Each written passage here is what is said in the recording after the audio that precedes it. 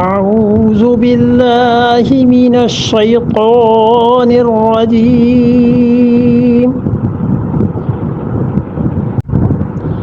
بسم الله الرحمن الرحيم فكفى بالله شهيدا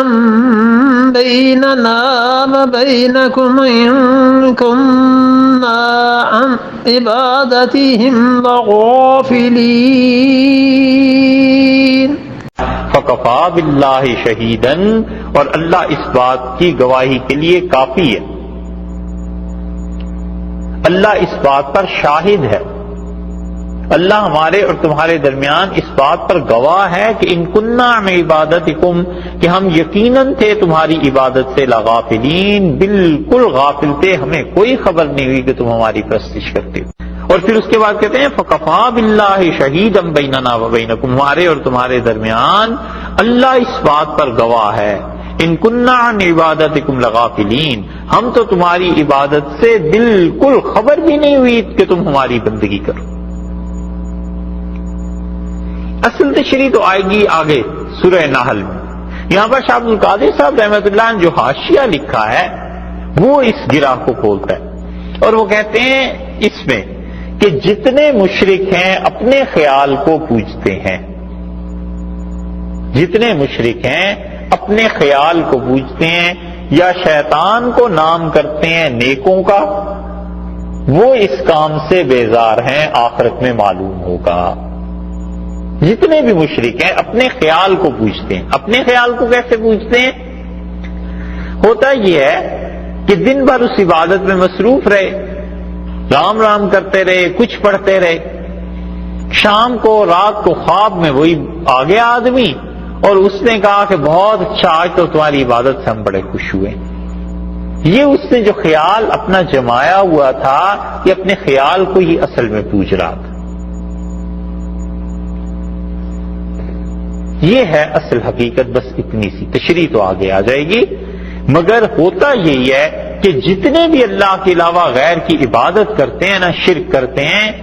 خواب کے ذریعے، ان چیزوں کے ذریعے شیطان انہیں یوں گمراہ کرتا ہے۔ اور اس سے بالکل ملتا جلتا ایک اور مسئلہ بھی، بہت نزاکت ہے، بال برابر جسے کہنا چاہیے فرق ہے، اور اس بات کو اچھی طرح خیال میں رکھنا چاہیے کہ ہوتا یوں بھی ہے کہ ایک آدمی توحید کا قائل ہے، اللہ کے علاوہ کسی کی عبادت نہیں کرتا، اور وہ دیکھتا ہے خواب میں، کبھی کبھی بیداری میں، کہ کوئی بزرگ آئے اور انہوں نے کوئی بات کر دی، کوئی بزرگ اس کی مدد کے لیے آ گئے، اس نے دیکھا جہاز پریشانی میں ہے، ڈوبنے لگا ہے یا آسمان سے گرنے لگا ہے، کچھ ہو گیا اور اس کی آنکھ کہیں لگ گئی، ایک لمحے کے لیے جھونکا آیا کہ فلاں بزرگ آئے تھے، انہوں نے کہا یہ جہاز ٹھیک ہے، پار ہو جائے گا، پار ہو گیا۔ فرق آخر کیسے ہوتا ہے؟ تو بات یہ ہے کہ بڑا شدید امتحان ہوتا ہے انسان کا عقیدے کا، اللہ کی توحید کا۔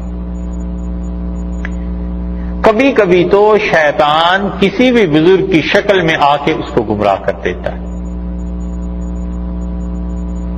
اور جس شخص کی گمراہی کتاب و سنت سے ثابت ہو کہ یہ گمراہی ہے، اس کی ایسی خوابوں کا کوئی اعتبار نہیں۔ دن بھر معاذ اللہ صحابہ کرام رضی اللہ عنہ کو برا کہتا رہا، ابو بکر رضی اللہ عنہ برے تھے، عمر برے تھے، فلاں برا تھا، فلاں برا تھا، علیہ باللہ، اور رات کو خواب میں دیکھا سیدنا علی رضی اللہ عنہ نے کہا بالکل ٹھیک کیا ہے تم نے، آج دن کو جو تبرہ کرتے رہے ہو یہ بالکل صحیح تھا۔ اب اسے کون سمجھائے کہ یہ سیدنا علی رضی اللہ عنہ نہیں ہے، یہ تمہارا اپنا ہی خیال ہے جو تمہارے سامنے آ گیا، اور یا پھر شیطان ہے جو اللہ کے کسی اچھے بندے کی صورت میں آ گیا ہے، سوائے انبیاء علیہ السلام کے شیطان کسی بھی صورت میں سامنے آ جاتا ہے، انبیاء علیہ السلام کی شکل و صورت میں نہیں آتا، اور خاص طور پہ رسول اللہ صلی اللہ علیہ وسلم۔ اسی لیے حضرت کہتے ہیں کہ جتنے مشرک ہیں اپنے خیال کو پوجتے ہیں یا شیطان کو نام کرتے ہیں نیکوں کا، تو آیا تو شیطان ہی، اس نے نام کیا رکھ لیا اپنا؟ کسی نیک آدمی، کسی بزرگ کا نام کر لیا۔ جو فرق بال برابر سمجھنے کا ہے وہ یہ بات ہے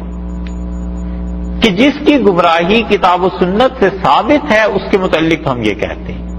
اور جس کے متعلق کتاب و سنت سے پتہ ہے کہ آدمی ٹھیک ہے، اس کا عقیدہ ٹھیک ہے، اعمال ٹھیک ہے، مومن ہے، اس کے باوجود وہ کہتا ہے کہ بھئی دیکھو یہ پیسہ آنا ہے، رات حضرت آئے تھے، مجھ سے کہا کہ ہم نے تمہیں اتنا پیسہ دے دیا تو پیسہ مجھے ملنا ہے، اور یہ ہوتا ہے، فلاں بزرگ آئے تھے، ان کا ہم تمہیں بیٹا دے رہے ہیں، بیٹا آ جاتا ہے، یہ چیزیں ہو جاتی ہیں۔ اب وہاں تو ہم یہ نہیں کہتے کہ وہ شیطان آ گیا، لیکن ہوتا یہ ہے کہ انسان جس سے مانوس ہوتا ہے نا، اللہ کی رحمت کبھی کبھی اس شکل میں آ جاتی ہے۔ اس بزرگ کو پتہ بھی نہیں ہوتا، اس کے تو جو ساتھ فرشتے ہیں ان کو بھی خبر نہیں ہوتی کہ کیا ہونا ہے، لیکن اللہ کی رحمت اس انسان کی مشکل کو حل کرنے کے لیے آ جاتی ہے، اور کبھی کبھی اپنی والد کو دیکھتا ہے، والدہ کو دیکھتا ہے، یا کسی بزرگ کو دیکھتا ہے، خدا کی رحمت اس صورت میں آ جاتی ہے، خواب میں، اس صورت میں کبھی کبھی ان آنکھوں کے سامنے آ جاتی ہے، وہ کہتا ہے میں سو بھی رہا تھا، جاگ بھی رہا تھا، درمیان بھی کچھ کیفیت تھی، ایسی چیز آ گئی۔ ہم یہ نہیں کہتے کہ وہ شیطان ہے، ہم کہتے ہیں وہ خدا کی رحمت تھی جس نے یہ صورت اختیار کر لی، اور اللہ کی رحمت اس صورت میں اس لیے آئی کہ اس کا دل اس شخصیت کے ساتھ اٹکا ہوا تھا، محبت تھی، تو اللہ نے اپنی رحمت اس طرح بھیج دی، اس اصل بزرگ کو خبر بھی نہیں۔ اگر یہ سمجھنے لگے کہ واقعی وہ آ گئے تھے اور انہوں نے مدد کر دی تھی، اور یہ بس یہ انسان پھسل گیا، یہ فرق جو ہے ہمیشہ خیال میں رہنا چاہیے۔ کلدیپ نیر آئے تھے اسلام آباد، اور وہ سیالکوٹ گئے، اور انہوں نے کہا کہ سیالکوٹ جو ہے یہ ہمارا آبائی شہر ہے۔ انہوں نے کہا میں یہیں پیدا ہوا تھا،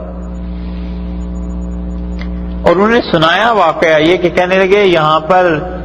ہمارے دادا کی حویلی تھی، اور جب میرے والد کی شادی ہوئی، والدہ آئیں تو اس حویلی میں قدیم زمانے سے کہیں کوئی قبر چلی آتی تھی، تو ایک کمرے میں تھی، تو والدہ میری اور یہ سب لوگ تو ظاہر ہے ہندو تھے، عقیدہ ویسے بھی تھا، تو میری والدہ ہمیشہ اس قبر کی خدمت کرتی رہی، اسے صاف کرنا، جھاڑو دینا، اس پہ چادر چڑھانا، خوشبو لگانا، یہ سب کچھ۔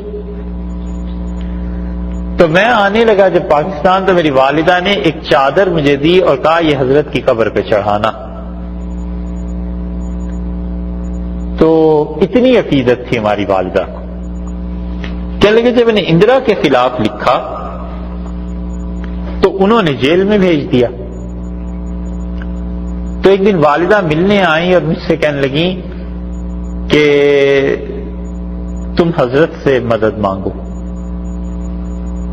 اور وہ تمہیں جیل سے چھڑا دیں گے۔ تو میں نے کبھی ایسی چیزیں کی نہیں تھی، اور میری والدہ کو اتنا زیادہ ان سے تعلق تھا، وہ جو بزرگ تھے کوئی بھی کسی زمانے کے ہوں گے، کہ جب بھی کوئی مشکل پیش آتی تھی وہ کہتی تھی میں بیٹھ جاتی ہوں اور ان کو مدد کے لیے بلاتی ہوں، تو وہ آتے ہیں ہماری مدد کرتے تھے۔ کہنے لگے میں رات کو بیٹھا ہوا تھا جیل میں، تنہائی، فراغت، تو میں نے سوچا چلو یہ بھی تجربہ کر دیکھتے ہیں، عبادت ہی کرنی ہے نا، یہ بھی کر کے دیکھ لیتے ہیں کیا ہوتا ہے۔ تو میں نے تصور میں ہی اس بزرگ کی قبر کو لایا اور میں نے ان سے مدد مانگی، اور میں نے کہا میری یہ مشکل حل کریں اور جیل سے مجھے چھٹکارا ہو جائے۔ سو گیا تو خواب میں وہ بزرگ آئے مجھے اور کہنے لگے کہ جمعرات کے دن تم رہا ہو جاؤ گے۔ کہتے ہیں صبح جب نہیں، ہفتے کے دن شاید کا، بہرحال کوئی بھی دن تھا، انہوں نے کہا فلاں دن رہا ہو جاؤ گے۔ اب جب میں صبح اٹھا تو میرے دل میں آیا کہ ایک ہفتہ رہ گیا رہائی ہوگی، اور ٹھیک وہ دن آیا جس دن شام کو مجھے رہا ہو جانا چاہیے تھا۔ تو میں سوچتا رہا اب اس لمحے کوئی حکم آتا ہے، حکم تو کوئی نہیں آیا، یہاں تک کہ رات کے 12 بج گئے۔ تو میں نے کہا لو آج کا دن گزر گیا۔ وہ بزرگ جو کہتے تھے وہ تو ایسی ہی بات ہوئی۔ اگلے دن چھٹی تھی، اور اس سے اگلے دن 9 بجے جیلر آیا، سپرنٹینڈنٹ، اور اس نے کہا کہ پرائم منسٹر نے آپ کو چھوڑ دینے کا حکم دیا ہے، اور اس نے کہا کہ یہ حکم پرسوں سے آیا ہوا ہے لیکن لیٹ آیا تھا حکم، تو میں اس وقت جلدی میں تھا، بھول گیا ان کاغذات کو، اس وجہ سے معاف کیجیے، آپ کو ایک دن زیادہ جیل میں رہنا پڑ گیا اور میں اس لیے آیا ہوں کہ آپ کو رہا کریں۔ کلدیپ کہنے لگے کہ مجھے پھر خیال آیا کہ وہ جو وہ بزرگ نے کہا تھا وہ بات تو ٹھیک ہوئی، تو والدہ میری بڑی خوش ہوئی، میں نے انہیں بتایا تو انہوں نے کہا میں تمہیں کہتی تھی نا وہ اسی طرح آپ کی مدد کرتے ہیں، تو اب جب تم پاکستان جاؤ تو یہ چادر لے جانا۔ وہ لے کے سیالکوٹ آ گئے چادر ان بزرگوں کی قبر پہ چڑھانے کے لیے۔ اب وہ اس محلے میں آئے تو محلے ہی سارا بدلا ہوا تھا۔ انہوں نے بہت لوگوں سے پوچھا، سب نے کہا یہاں کوئی بزرگ نہیں ہوتے، کوئی قبر نہیں ہوتی، ایسے ہی فضول باتیں۔ تو کہتے تھے میں پھر کھڑا رہا اس محلے میں، نماز کے بعد مسجد سے بڑے بوڑھے جو لوگ گزرے تو انہیں میں نے پوچھا، انہوں نے کہا اس جگہ وہ حویلی ہوتی تھی۔ میں نے کہا جی اس حویلی میں ایک قبر بھی تھی، تو انہوں نے کہا یہ جو درزی کی دکان ہے یہی وہ قبر والی جگہ ہے۔ کہتے ہیں میں جب اندر گیا تو وہ درزی جو تھا میں نے اسے بتایا، اس نے کہا پتہ نہیں یہ جاسوس ہے کون ہے، اس نے کہا نکلو میری دکان سے، تم کدھر آ گئے؟ تو میں نے اس سے سمجھایا کہ اس طرح ہے، یہاں کوئی قبر تھی، تو اس نے بڑے آہستہ چپکے مجھے بتایا کہ تھی، ہم نے صاف کر کے دکان بنا لی۔ تو کہتے ہیں وہ میں پھر لے گیا چادر واپس اور جا کے حضرت نظام الدین اولیاء رحمۃ اللہ علیہ کے مزار پہ چڑھا دی۔ یہ اس لیے یاد آیا کہ کبھی کبھی یہ ہوتا ہے کہ انسان ایک چیز کو دیکھتا ہے اور اس چیز کے دیکھنے والے بہت بڑے بڑے لوگ، جب آپ اسلام کی تاریخ کو ان چیزوں کو پڑھیں گے تو آپ کو اندازہ ہوگا کہ یہ کہنے والے بڑے بڑے لوگ ہیں کہ ہم نے اپنے شیخ کو خواب میں دیکھا، فلاں کو دیکھا، انہوں نے آ کے اس طرح ہماری مدد کر دی یا ہمیں کہہ دیا کہ یہ کام ہو جائے گا۔ اب یکسر اس کا انکار کرنا ممکن نہیں، وجہ اس کی یہ ہے کہ اس کی بیعت پہ اتنے بڑے بڑے لوگ ہیں کہ وہ لوگ جھوٹ بولتے تھے اور نہ ہی انہیں کوئی ایسی بات تھی، اور توحید میں بھی رسالت میں بھی، اور ایسے لوگ بھی تھے جو اپنی صدیوں کے مجدد تھے۔ تو فرق کہاں پڑتا ہے؟ بال برابر۔ وہ فرق یہیں آ کے پڑ جاتا ہے کہ ایک انسان ان چیزوں کو جو دیکھتا ہے تو اصل میں ان بزرگوں کو کوئی خبر نہیں، وہ اللہ کی رحمت کی ایک شکل و صورت تھی جو اس انسان کے سامنے آ گئی۔ اور اسی کو اگر آپ تصوف کا لٹریچر پڑھیں گے تصوف کو، تو وہ کہتے ہیں کہ کبھی کبھی مشائخ کے لطائف جو ہیں وہ کسی طرح آ کے مدد کرتے ہیں۔ اس کا مطلب یہ ہے کہ شیخ میں جو اللہ نے روحانیت رکھی تھی، اس روحانیت کو اللہ خود ہی کسی شکل و صورت میں بھیج دیتا ہے تاکہ اس انسان کو ان سے محبت ہے تو اس کے لیے نامانوس شکل نہ ہو، غیر مانوس شکل نہ ہو۔ اور اگر یہ بال برابر فرق نکل جائے تو انسان پھر یہی کرتا ہے کہ فلاں بزرگ تھے تو انہوں نے رہائی دے دی اور یہ ہو گیا اور وہ ہو گیا، بس ایسی ہی چیز یہ ہے۔ اور اس کی تشریح آگے آ رہی۔ وہ بزرگ کہتے ہیں فَكَفَى بِاللَّهِ شَهِيدًا بَيْنَنَا وَبَيْنَكُمْ، یہ جو بھی جن کی عبادت کی گئی انہوں نے کہا اللہ گواہ ہے اس بات پہ إِن كُنَّا عَنْ عِبَادَتِكُمْ لَغَافِلِينَ، ہمیں تو تمہاری پکار کی، ہمیں تو تمہاری عبادت کی خبر بھی نہیں، ہمیں تو پتہ بھی نہیں کہ تم نے ہماری عبادت کی تھی۔ اور بات بھی صحیح ہے، انہیں کیا خبر؟ یا تو انہیں اطلاع پہنچتی ہو نا کہ کوئی آدمی آپ کی عبادت کر رہا ہے۔ سیدنا علی رضی اللہ عنہ کو لوگ پکارتے ہیں، کچھ بھی کہتے ہیں، ان سے اپنی مشکلات میں مدد مانگتے ہیں، اب یہ ضروری کیا سیدنا علی رضی اللہ عنہ کو کیسے خبر ہو سکتی؟ یا تو فرشتے جا کے پہنچائیں، کوئی اطلاع دیں۔ ایک آدمی کہتا ہے فرشتوں نے پہنچایا، تو اس کی خود کیا دلیل ہے بھئی کہ فرشتوں نے پہنچایا؟ کچھ خبر نہیں۔